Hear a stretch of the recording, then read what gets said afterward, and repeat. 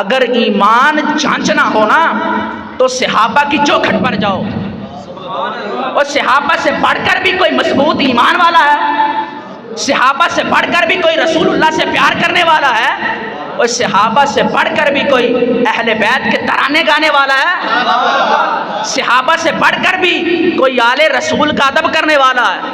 اگر محبت اہل بیت سیکھنی ہے تو صدیق اکبر کی چوکھٹ پر چلے جاؤ، اگر حسن و حسین کا ادب جانچنا ہے تو فاروق اعظم کی عدالت میں چلے جاؤ، اگر عثمان غنی کی سخاوت میں محبت اہل بیت دیکھنی ہے تو خدا کی قسم سخاوت عثمان غنی کے تذکرے کیا کرو۔